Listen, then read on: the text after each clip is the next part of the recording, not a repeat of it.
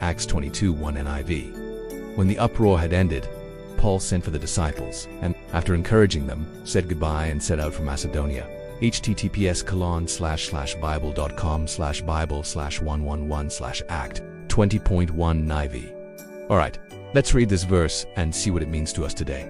When the uproar had ended, Paul sent for the disciples. So there was an uproar in the last chapter, chapter 19, verses 28 to 41. It says, "And when they had agreed, they began to stir up the whole city. And when all the city was stirred up, the people rose up together, and the house of the governor was surrounded. Then Paul, standing in the midst of the Ephesian elders and the disciples, said, The works which you have seen with your own eyes, the Lord has made known to me, that is how I must suffer great persecution from the Jews. He said, Nevertheless, I am not in danger, but my life is in your hands. But when he had said these things, the people were greatly moved, and when they had stilled themselves, he departed." So it says here, after all that had happened, Paul sent for the disciples. He didn't send for the multitude.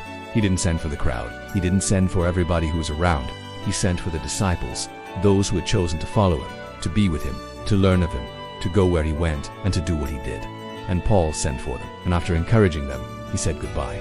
This is our text, our golden text. Encouraging the disciples is very important. We need to encourage one another. And many times we don't know what the other person needs.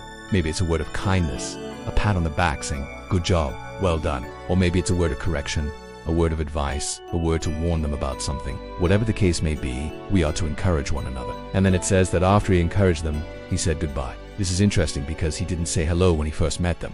The first thing he did was encourage them and then say goodbye. Why? Because Paul knew that he probably wasn't going to see some of them for quite some time. So instead of just saying hello and catching up on old times, he said, "Listen, I want you to know that I'm here now, but I won't be here tomorrow. Let's encourage one another while we have the opportunity." And that's what he did. He encouraged them, and then he set out for Macedonia.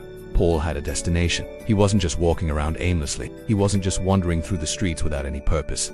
He had a destination. You see, the Christian life is not a haphazard kind of life. We're not just here by chance. We have a purpose and we have a destination. So let's look at this verse again. When the uproar had ended, Paul sent for the disciples, and after encouraging them, said goodbye and set out for Macedonia. What a great example for us to follow.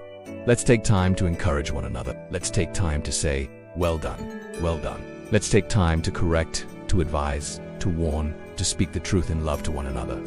Let's do that. And let's remember that we have a destination. We're not here just wandering aimlessly. We're not here just to pass the time. No, we have a purpose. We have a destination. Keep your eye on the prize, my friend, and keep your feet moving forward. Well, we've come to the end of our text, but we've only begun to delve into the riches of God's Word. Join me tomorrow as we continue our journey through the book of Acts. Until then, walk good, my friend.